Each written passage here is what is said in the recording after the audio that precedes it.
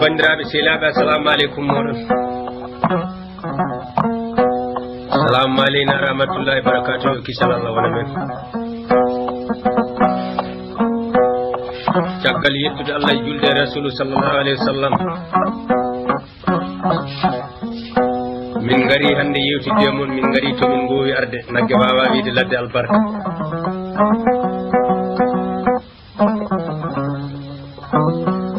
amin mbadda e mon hande jooɓaji aduna heewani gandal so nani jooɓaji aduna ɗe sikka ko basila ciri ala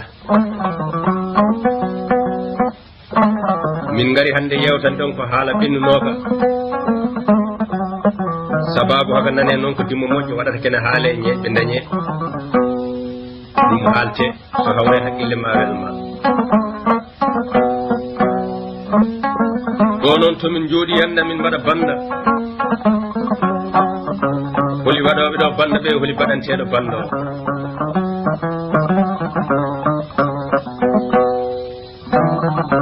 koddu welluno nan toon ndu ko bambaɗo gana ɓurɗo wawde hodde e bambaɓe o biyeteɗo dulo samba dulo bambaɗo to ñooro madina alheri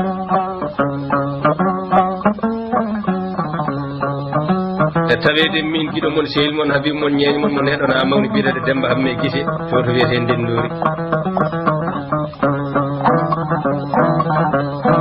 amin kuufiɗo ɓi ha to mere harandere haala belka Allah wi annabijo Allah wi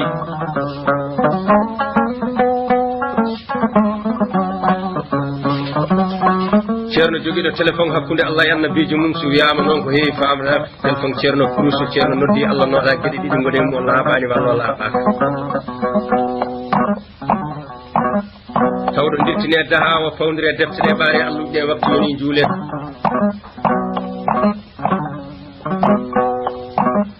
wiyeteɗo Ousmane Ali Sawa Ali mo sukaɓe noddirde ceerno cukalel ko gongano toñaka e dow tawede yiɓɓe makko noon e sehilam makko e bandi fen foof en tawtara banno o noon hande tomin jooɗi koye Libreville République de Gabon ɗo noon tomin mbaɗata banno yiwode kalis toɓiɗo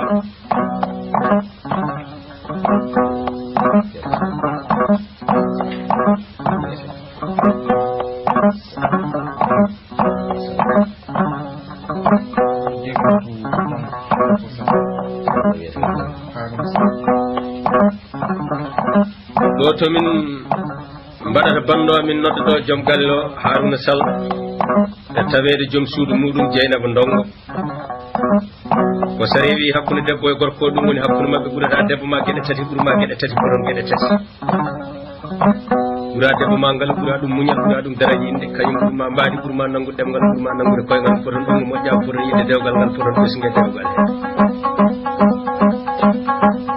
he ko banno jooɗiɗo amin teddinira banno Bayal Cimbo ko wonne ko giɗo makko sehil makko e tawede banno to jooɗiɗo min teddinira gorko caybowo Samba Bocar Yero Abdoul kanko ɓuuri e ñalawma ñandeno ujunnaje 4 coppule kewani joom hoore irtaki ko ɓamtani ñawdallam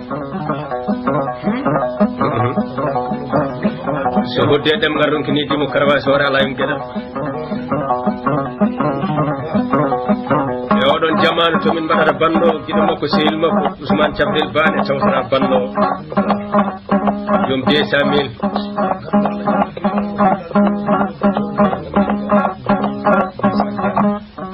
giɗo makko sehil makko ene tawtata banno no wiye Moussa Diagne teddinira banno e giɗo makko sehil makko biyeteɗo Amadou Agne on en teddinira banno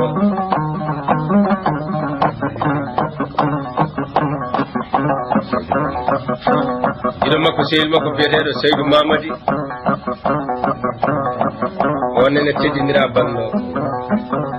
gido makko sehil makko Oumar Kane onnen teddinira bando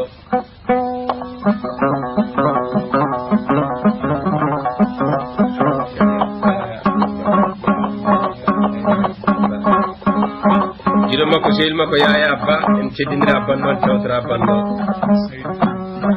gido makko sehil makko Seydou Thioune onnen teddinira bando en tawtara bando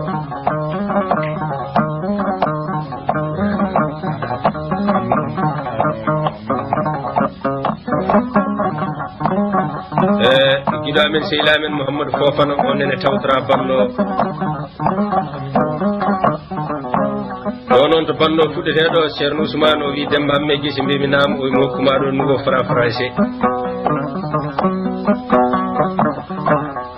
50.000 francs kokka ɗum weltoto kaɗa ɗum mettinat majjiraɗo ɗum yiiloto piyaɗa hakkimɓogi mayat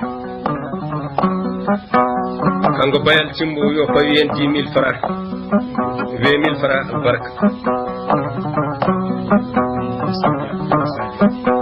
kanko Moussa Dia o yo fawi ɗon mana 5.000 francs albarka Alhaji Harouna Sall jatigi men o yo fawi ɗo mana 2.000 francs to bando fuɗɗeteɗo o wi mana madame Jamleta Ndongo o wi kanko no fawi ɗo mana 2.000 francs albarka kanko Seydou Ndiaye o wi ko bando waɗeteɗo o fawi inde Ceerno Ousmane 5.000 francs Alhaji Ousmane Thiabrel o yo fawi ɗo 5.000 francs albarka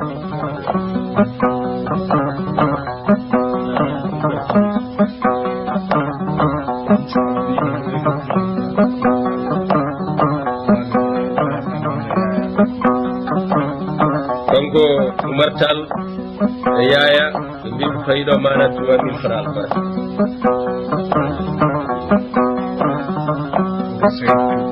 monsieur Seydou Thioune o yo waɗe inde Ceerno Ousmane 5.000 francs ɗulo ɗi waɗa kalis toɓiɗo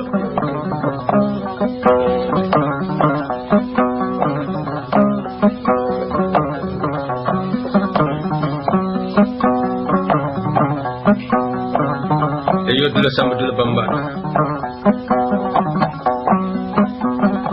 bandiraɓe oɗo woni banda deuxiéme hakkude men e Ceerno Ousmane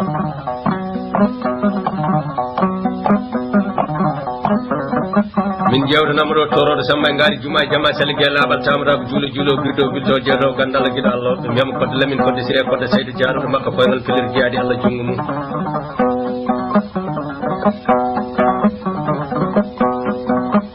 en garino yewtere Alhaji Oumar Seydou ha to noddi Fuutankoɓe o ngar pello e jeyaɗi Allah ɓe jabnima konngol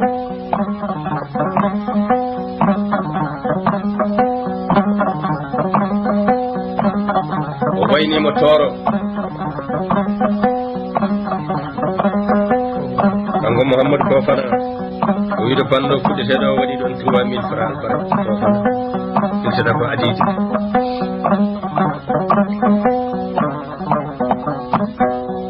o are gotel Samba Haako o wi pullo no mbatten gotel wimo Saydou Oumar o wi naam o wi mi jaɓino o yaha o wi Bayri Racine Oumar Mody yaani minne mi ayti yaade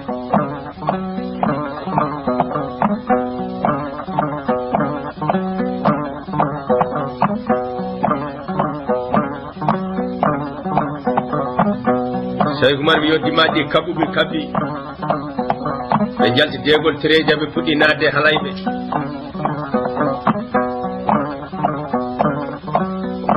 Lamine Tafsirou Dodel wi Saydou Oumar o wi naam o wiya haɓɓitanta kam mi addanma botel Samba ko o wimi jaɓi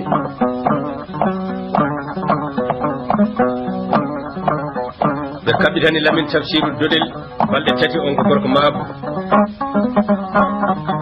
o haɓɓindimamo makko aɗa tawi botel Samba ha kon lele jaarugol kolli ɗi ne koɗa o faandiɓe o loowi fiyande o harti fiyande Jeeli Kuɓɓo o wirti kuno ene jooɗi o harti fiyande Jeeli Kuɓɓo e noyi ndimmango ha hoore boowal o daasi taltanol o harti to fiyande Jeeli Kuɓɓo o loowi ferilaji terɗi o takke buwal o hoote heewere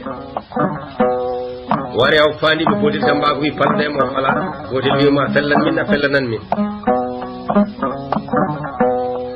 o wi mi fellananima min goni koye waynadema kono Saydou Oumar ne ummo ene fayi Nioro ne mbinoɗa a jaɓi diine Allah naati aɗa yaha hakkunde nde ko heewe fuutankoɓe jaɓi batte maɗa fennata dimo noon ko kulol a ruttima hannde a wi a yalti hen kono Cheikh Oumar o ummo janggo e jaam guiƴe walla dewirma walla dende yanoma wima a huuli yaade mbiya ala gonɗa kaccinade min gari ko waynadema o wi min mboɗo fena o wi sa fenani ko hanma yaade o wi ya mbiya Cheikh Oumar yo haɓɓitanam mboɗo ara pullo fini ronni galle mum o firni ko jeeyi ko ɓe tawi Cheikh Oumar dimaɗi jaari yeeso tugganma e halwar addanma hoore fonde hakkude jeenaɗo e baajaɗo e jaɓanɗo hoore mum o ruumi hoore fonde o wi noon rumnanimo ɗon batte hoore fonde rumnimo ɗon kamo ƴeewa jinno koɗɗo caski o beela mo nawa ɗum jinno jaɓani yaade hokkimo afu mum gorko on woni mboddi ndewanno nder leydi ndi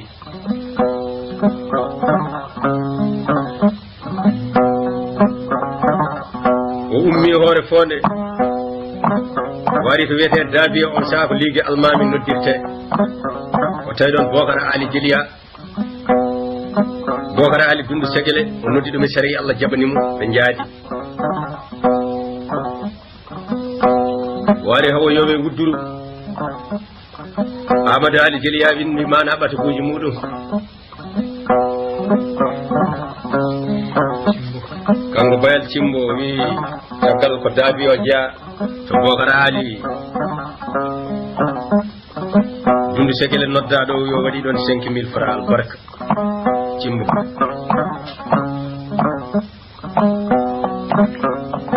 Amadou Ali Djilia to wudduru gorko Ndiaye Elman Lewa o wi so Cheikh Oumar rewi wudduru nawat waliyaɓe wonnoɓe ɗon fof o ñaagui Allah nde ɓe ummi rinjaw Cheikh Oumar wi Fouta mbinam o wi Amadou Ali Djilia ñaaguimo mana Allah jaɓani ɗum so didol didama wiyama yawtima e taaro mbiya ko fenani nden ngol konngol ari o wi yo kono wakliɗo ɓe mbakliti ɓe fayi to wiyete belnayde o yo dimaɗi kaɓɓiti amo ñaago Allah Amadou Ali Djilia e hoore mum yo arta ɗon woni to beytoɓe mbi o wi Amadou Ali Djilia aɗa ñaama wuuduɗo aɗa hoɗe nder widuru arnoto diina Allah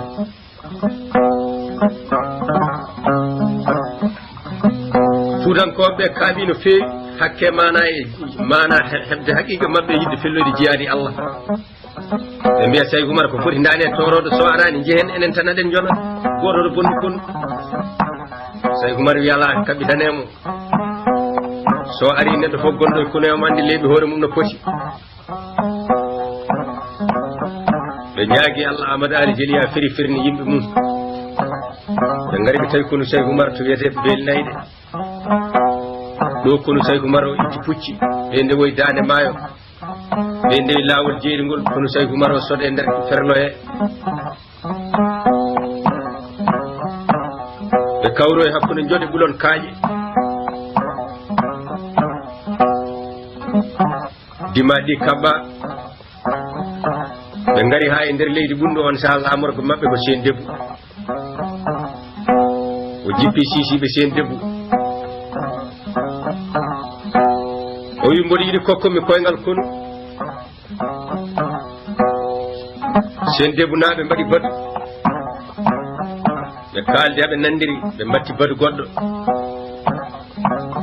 ɓe mbi Koli Mody Sy gila wondi ɗo e nder meɗen barka mum nene huure men mbaɗen feere o Cheikh Oumar nawamo enen keddoɗen koye men ɓe jamfi Koli Mody Sy ɓe gari mbi Cheikh Oumar wi nam ɓe mbi hay goto wawa ferde ɗo fernuma ferna yimɓe nawra so wona mana Koli Mody Sy on saaha Cheikh Oumar ari hakke makko wawde politique diina o ƴewata ko joom leñol walla joom ɓesgu walla barkinɗo e nder jamanu muɗum o waajo ɗum jaɓa ferna yimɓe jaaha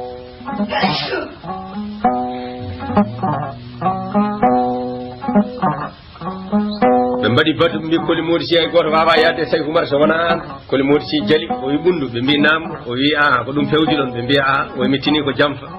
kono saɗon ganduno ko wonno e pergolam on jaɓata somi ferima mi ferde jinne joguiɗo gandal ɓundu o ɗum feri o ferde jinno nden wonide diina mana famɗi to doole e nder leydi ɓundu jiya mayno maaya ma wela wadde ƴeewoye ceerno jubbo ɗum walla ɓiɗɗo jibine wela wadde kene wona kiloji nogas ni iloyo ceerno ɓe lumbiri gulumɓe ɓe gaare leydi Fuladu hakkude Fuladu e Dingarayi ɓe jooɗima mana dumunno juɗɗo kene wona lebbi 6 so Sey Oumar naati kalwa o yiya karawal ngal on sa wona Dingarayi wiyete o yiya keeleli ki o yiya wane nde Alpha Oumar ceerno Bayla naata kalwa yiya keeleli ki yiya wane nde ɓen ɗon kandude to heede ladde aɓe jiiloro haqqillaji mabɓe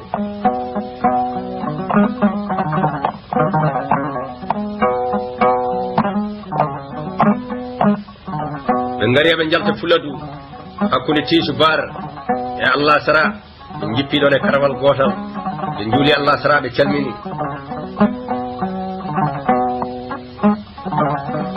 ɓe jooɗi ɓe jewti ha futuro Allah ngo yoni Sey Oumar wi mbaɗe sababu juulen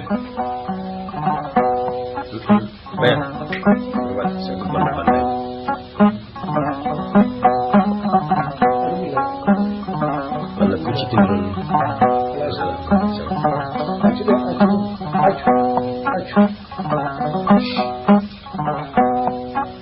bañowo goto ne wakki fetel muɗum o soyniɓe ɓe mbaɗa sappeji dari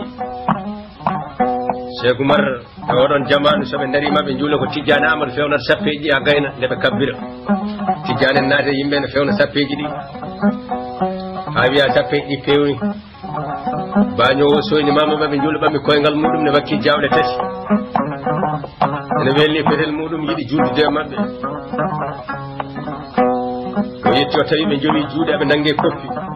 o arde heñayro joƴƴini fetel o wakkitani jawle ɗe o yowi juuɗe o nangge koppi o sujjide e mabɓe ɓe juuli aɓe calmini ɓe mbiya assalamu aleykum ɓe jokke wirdu e oɗon jamanu wirdu yajani no hande ni wona neɗɗo fof jiyaɗo no wirda bañowo kañum andi wawa fadde aɓe gayna salmodira e mabɓe ɓami jawli mum ɓenni o yetti debbo makko o ɓami jawle ɗe o hokki ɗum debbo o wulli ndiyam mum ha wuuli waɗe jawle ne ɓora ronki yo ndiyam ɗam wara leydi ɗi o huɓɓi jangge makko ha jerti o naawi jawle o ronki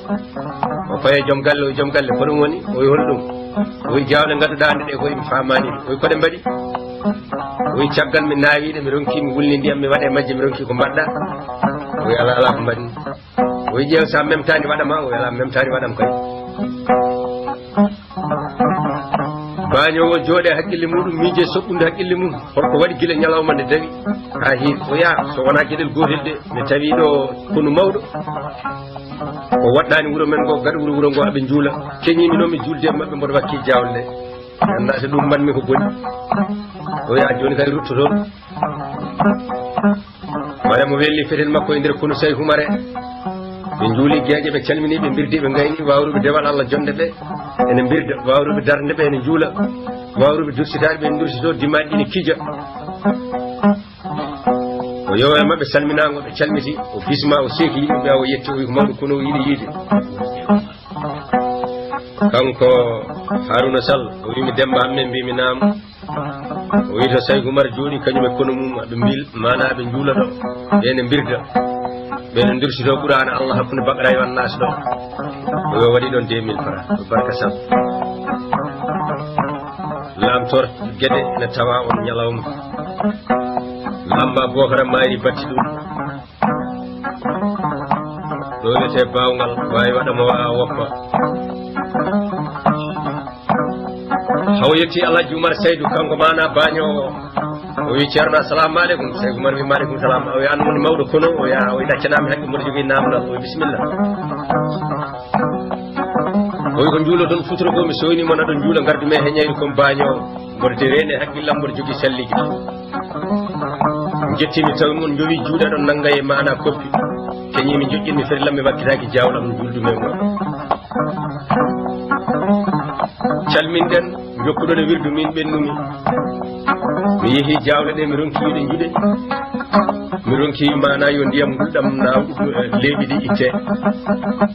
mi tinani ko banmi ko weeti ko ne so wana dum min memtani wadam so tawi ko mi fadani hangay non calmondirɗon e am ko ɗaccinomi haqqi ko heñeru aduna tan hettimi say Umar wiide coyniɗa min ne ko puɗɗa juulida min o fi sabilillahi wa rasuli say Umar wiide garɗa no mbaɗɗa o wi jokkimi e mon o wi hol gardinoɗo o wi mi o wi neɗɗo fof dewruɗo em sabi Allah mi senni Allah sumata jaaje woy jawle goɗɗe kono ɗe kam natta jeyge o wi say Umar to jooɗimi ɗo mi bayima mi naati dina Allah mi rewe ma ha to Allah hanni min e ko jeeymi fof say Umar wi mo bisimilla o ɓoftoy galle makko ari o naate kon say Umar wi mo tabari kala ɗo to tawɗa min koye majjere bañowo e gaynako ne hani andude ladde defte mon ko suufiyanke ɓe tato jeeyi ladde hamin cifoɗo nokku goto mo Allah hokki min yomin kot o wi say Umar no nokku o wayi toroɗo nangi kurus huccide funnangue o telfini Allah jaabimo téléphone o waɗani comportement o ɓooyi wi ɗon téléphone ceerno kurus mum bowal ngal dari yeeso makko o yi keeleli ki o yi wani nde o yi karawal ngal Alpha Oumar ceerno bayla gorko toroɗo banono o ɓami kurus mum huccide funnangue ene sifo leɗɗe takkiɗi ɗon ɗe Alpha Seydou Guédé wuuro toroɗo gana an o ɓami kurus mum huccide funnangue ene sifonomo huuɗo kono wayi baño wona ene werlo e haqqille muɗum o wi mi faami bowal mbiɗon ngal e leliya nangue fuɗi o kamɓe dimma ɗiɓe kaɓi o wi ɗon wiyete ko ceynel karaji ɓe gari aɓe jetti Alpha Oumar ceerno bayla dadi kala mum soppil mana kelle ki saami say Umar dadi kala mum itti wani nde Alpha Seydou Guédé wuuro ɓuri huuɗo ha heewi tukki woni fittude karawal ngal ɗon woni galle say Umar ɗigarani ɗo noon wiyete poyi neke saabi ene ema jimme ɗiɗo mbawa goto hattanani lamɗo goto ko hawsanke waɗanama ɗo duuɓi capanɗe duuɓi jeeɗiɗo anda juɗɗo e dabbo ɓe garat koɓe laada ɓe kotan koɓe laada ɓe mbiyamo nuhu yaba nokkudu yaba biribiri ya won tuula keccel lamɗo waddima ɗo wiyete poyi so hoɗanoma e jamanu kono Cheikh Oumar fadda adama sil masire Samba Dembali Moutar Samba Dembali Moutar toro daɗɗa yibo ɓe mbiya ɗo noddi welde amallade welede amallade Samba Amour Dial al Alpha Oumar ceerno bayla lam torre sewede cippotel Samba ilmari jawarɗa ali jere Bouba Amadou Boubou ceerno Djibi ceerno Bocar Souleymane Tako Daoud Samba Tako Daoud jettor Coulibaly Alpha Idriss ñalawma e jenne capannayyi ko silama kuntinde defere o yo wodiri mamalla sino kosas o wonta wandiyam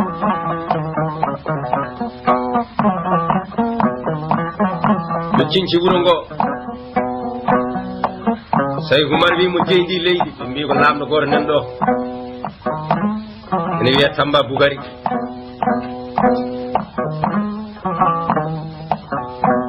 Cheikh Oumar wi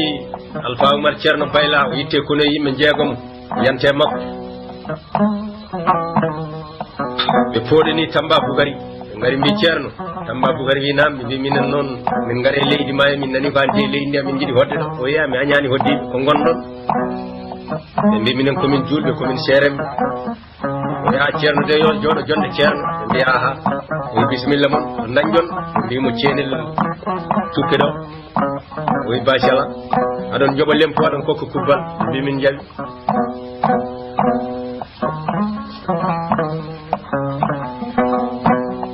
ɓe garti ɓe jooɗi duuɓi tati so kawle mbiyeti ɓe mbaɗi askal ɓe nawana Tamba Bougari so makkaji mabɓe ɓendiɓe itta kubbal ɓe nawana Tamba Bougari ketel ɓennata Cheikh Oumar sooda silama ɓennata Cheikh Oumar sooda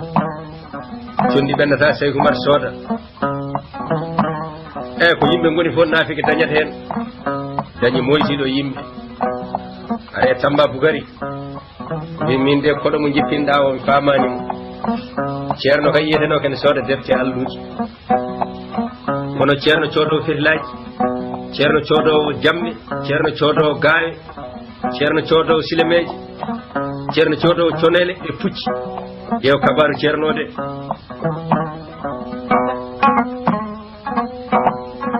o nulani Cheikh Oumar ari o wi Cheikh Oumar winama o wi ceerno mi nani aɗa sooda pucci aɗa sooda fetilaji aɗa sooda jamme aɗa sooda silemeji aɗa sooda conele o yaha ko gonga o wi otomi yiitotomi nan Cheikh Oumar wi mi jaɓi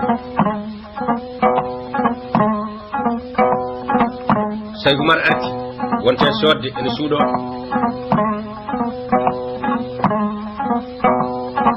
Fuutankoɓe juuli futuro juuli gueeƴe ɓe noddi Alpha Oumar ceerno Bayla Batu ɓe mbi kalna Cheikh Oumar neɗɗo nulete ko keɗɗo e mum o haalana min ko addiri min goto amen fof tawi ɗum kene jeeyi o woppini ɗum jeeyi mum o wiyamin pello e jiyaade so tawi min ngari ko baddemo min ganda so min ngari kadi mana ko hollude makko ɗo min ganda so jiyaadi Allah min ganda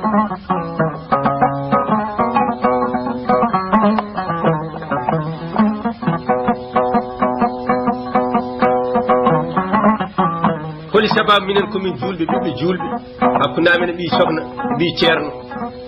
amin golla jawdi amen keefere ƴiddande ñaama min ngala hen o haalani min ko addi min natti welede Tambakouka ene jagga min lempo e kubbal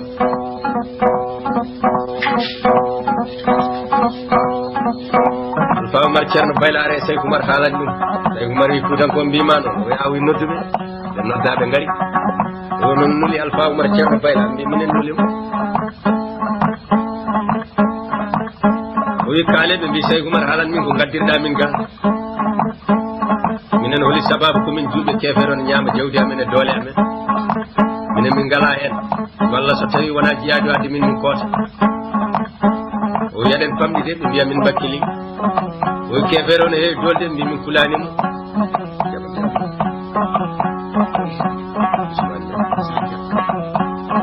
kanko Moussa Dia o wi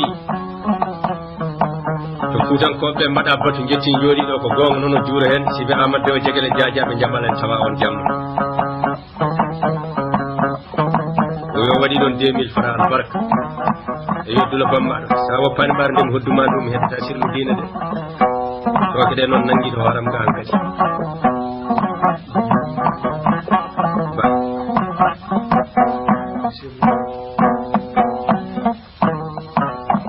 Cheikh Oumar wi tabarikallah mi nani mi jaɓi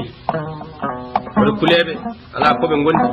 ala koɓe joguiɓe kewani heewi ko Allah mbawa wawi ko Allah hoto jejjite hadisa Mouhamadou bun Abdoullahi bun Abdoul Mouɗalabi o wino sinno ko sago makko o maaya e jiyaade o wurta o maaya kadi o wurta o maaya kadi o wurta hoto jejjite kadi mana felloɓe jiyaɗe mbiyama ne ɓuuri annabaɓe annaba mbi neɗɗo wawa ɓurti ɗumen so wona mana fellowo jiyaadi mayɓe e nder jiyaadi sawdinɗo ne ɓuuri annabaɓe gueɗe joyyi mayɗo e jiyaadi hasbetake mayɗo e jiyaadi juuletake mayɗo e jiyaadi lottatake mayɗo e jiyaadi mana namnetake ñanemal qiyamata noddirtake kadi ko mayɗo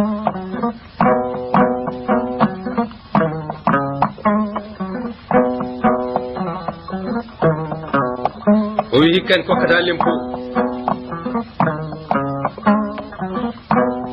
ɓe jooɗi ha kawle ɗe mbeeti ɓe lappi ɓe dawri asagal Tambakouka nuli yimɓe mum ɓe ngari ɓe kalani Cheikh Oumar noddi Fuutankoɓe ngari o wi ɓeɗe ko nulaɓe Tambakouka ɓe mbi Cheikh Oumar ya haalanɓe wi ɓen kokkani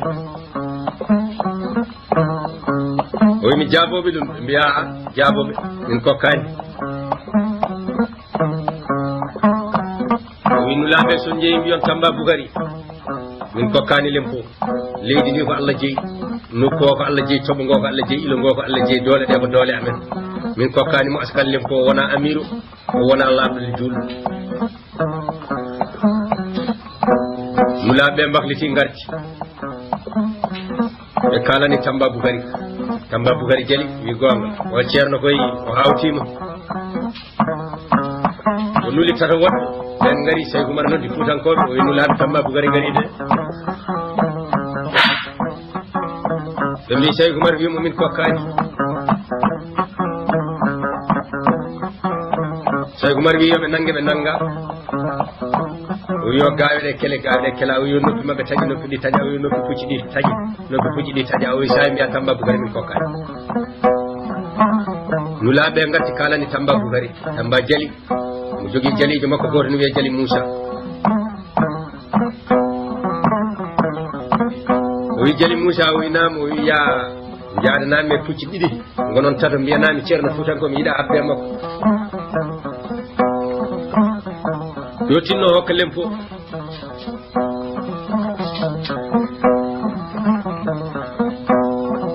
Jali Moussa wi yo pucci ɗi kaɓɓe ɗi kaɓɓa